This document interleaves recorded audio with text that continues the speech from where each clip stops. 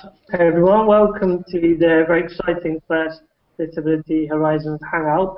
We've got a very special guest today, Angel Sinclair from Models of Diversity, who we've had quite a lot of contact in about the 3 years that Trin and I have been running DHAPE.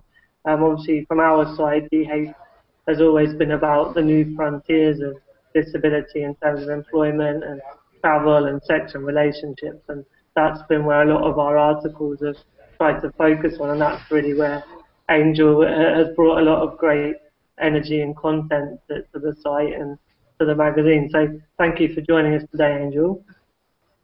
You're welcome. Always a pleasure. Cool. So let's sort of kick off really. It was just to have a general chat about how models of diversity came about and why you sort of went into that world, and then it would be good to hear a bit later some of the things you're up to at the moment. But yeah, just a bit of a backstory to begin with, really. Sure. Yeah. I started Models of Diversity in 2008. It came about after I appeared on a TV show called Miss Naked Beauty, and I was surrounded with a group of women of all different shapes and sizes, abilities, disabilities, and it was a real eye-opener for me. So after the show, I decided to stop modelling and start up a campaign because I felt during the time when I was modelling, the fashion industry really wasn't diverse, and there was a lack of diversity on the runways. But in particular, there was nothing going on for disabled models. They were non-existent. I mean, the first time I heard about disabled models was about the documentary show that Kelly Knox won, Britain Next Missing Model. And so I started a campaign with my business partner, Sal Williams, who was a former model herself. And we both wanted to bring about change in the industry. We wanted to make our mark. We wanted to let people know that the industry is not diverse and things needed to change. Brilliant. And how long ago was this? So that's how we started. We started in about 2008, the end of 2008. We did our first campaign. Our very, very first public meet was a protest outside London Fashion Week. It was outside a very famous fashion show. They did have very thin models on that runway, and there was about 50 of us, and we campaigned outside that show. And how were you received? Saying time for change. How did you organise? Well, a lot of people came up to us and were saying, it's really good what you're doing. We've just come out of the show. We totally agree. There was no black models. The models were painfully thin at the time. It was during the time when the size 0 was at its worst. And what the Fashion Council did, somebody called the police. The police came, and they were really lovely to us. They just said, don't cross over this line. You have every right to protest, but we were not. There was a line that we weren't able to go over. And we had pictures done with the police officers that came to speak to us. We put up our T-shirt up against him, and and then we did another campaign that in the following September, and this time I stepped it up a bit. I did placards with gravestones of all the models that have died either through suicide, mental health, plastic surgery, and eating disorders as well. And we put all their names up, and there was about 30 of us this time, and we stood outside another famous fashion show, and we had these placards, and we were giving out these leaflets with all the dead models' names on it and saying why it's important that the models should be healthy and something needs to change. Fortunately for us that day, we bumped into Nicole Roberts from Girls Aloud, and she agreed to have a picture taken with us, which made national press. So Nice. we got into the press with that. And it was at that point the CEO of the British Fashion Council got in touch with me and said, we need to have a meeting, come in. And I haven't, as you can imagine, I haven't protested outside there since. We have a really good relationship with the British Fashion Council, who's working with us towards change. So it served a really good purpose by doing these protests.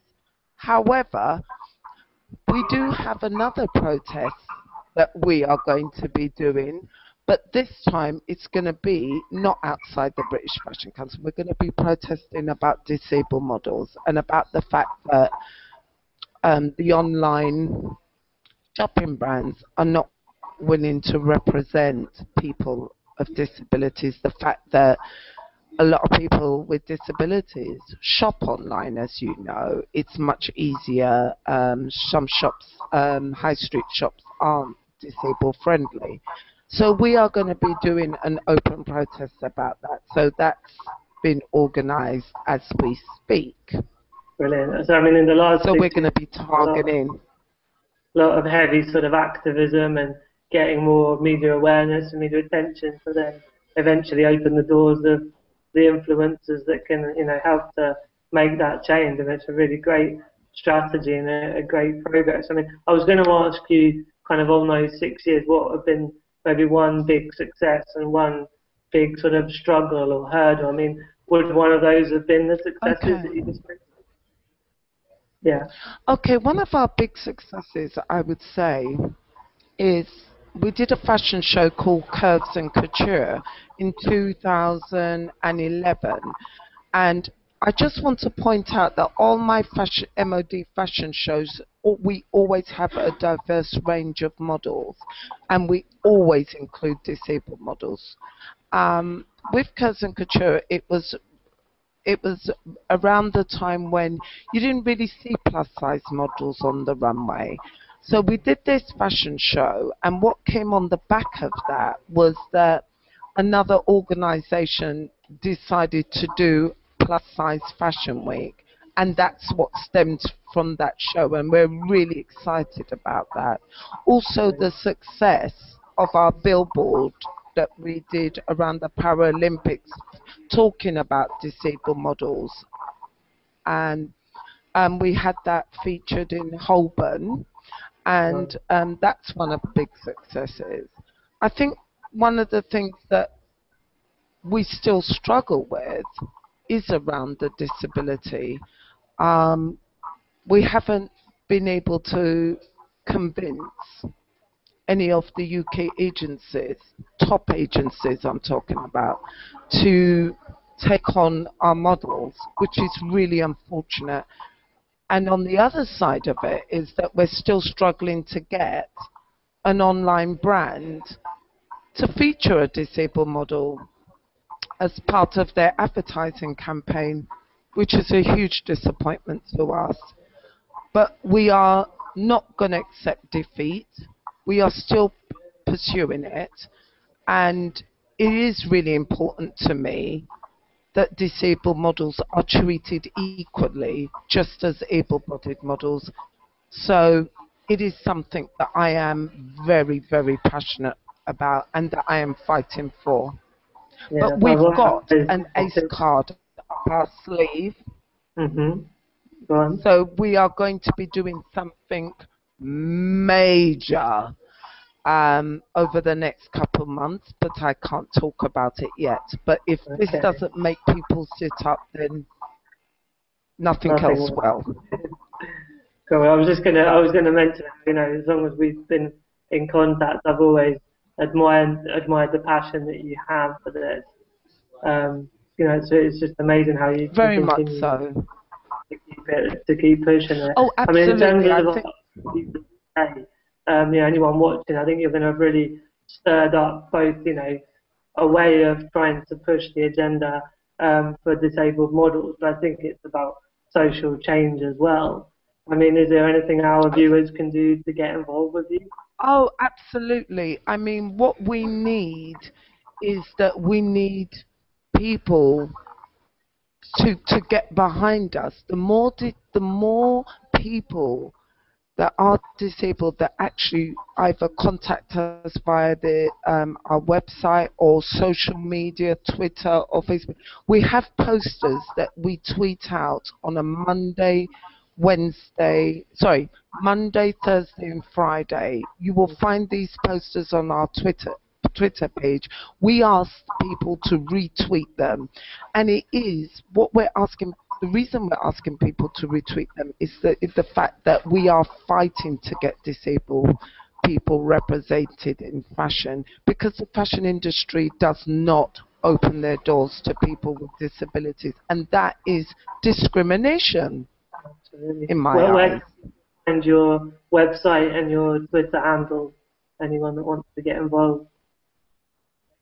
For our website, it's www.modelsofdiversity.org, and our Twitter is Mods of Diversity. But the more people, we need to prove to these online brands that a lot of disabled consumers that buy their products, that they need to be represented. I mean, I'd like to ask you your view. Do you think the fashion industry represents yourself? How do you find it when it comes to shopping for clothes, and what's your views on it? Yeah, I mean, I guess on a very personal interest way, I like to wear nice clothes. I like to look good for a night out, and I never feel that I'm being targeted by any of these companies. And there's a similar parallel. One of my big things is accessible tourism, and there's a whole movement going on at the moment that why aren't tourism destinations marketing and talking to disabled people as though they are a customer, not maybe a patient. And I think the only way you can get Exactly. true marketing and representation is having, disabled people as part of the marketing and in fashion, to be the model. And I think that's exactly the right approach that I would be looking to take in any part of discrimination and disability rights, is to raise awareness and get change from the people that actually create that big trends and social change in the bigger picture. But before we head off, Angel, because I know Yeah.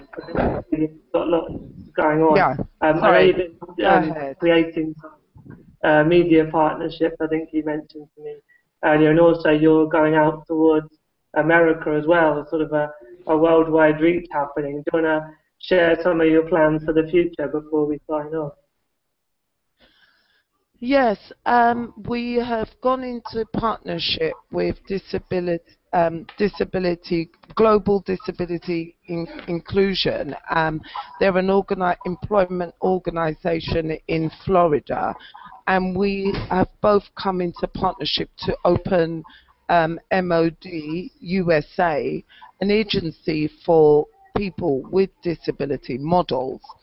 And what we are going to do is to find to try and get disabled models modeling assignments in America. I find the Americans are more open to the idea of models with disabilities than they are in the UK. I've just recently had a booking for one of our models, Shaw Holly, who has just modelled for a big clothing brand in the States. So this is why, and our spokeswoman, Danielle, we've just appointed an MRMOD spokeswoman USA, who's Danielle. Danielle was the first disabled model to to go on the runway of New York Fashion Week. That was this year. I don't know. Did you see Danielle? No, I haven't seen it, but I'll look it I up don't know if after. you saw the pictures, but yeah, and so she's now our spokeswoman. She will be covering all issues, not just about disability, just about diversity in general. And we've got a big project coming up in America, which I'm so excited about, but around disability, but can't talk about it, I'm afraid. Well, keep us updated on it, But and I will let we'll you know jump back soon. on and have a chat or get an Oh, article after we promote absolutely. on Twitter. But thank you for your time today, Angel. Yeah, and thank you. Oh, do you know something? It's been a pleasure, and all I'm asking is for your lovely readers to get behind us and let's fight this together and bring Absolutely, I about totally change. agree. Well, take care, Angel, and Bye we'll bye, speak to my you again soon, yeah? lovely. Okay, Bye-bye. bye. God bless. Bye. Bye.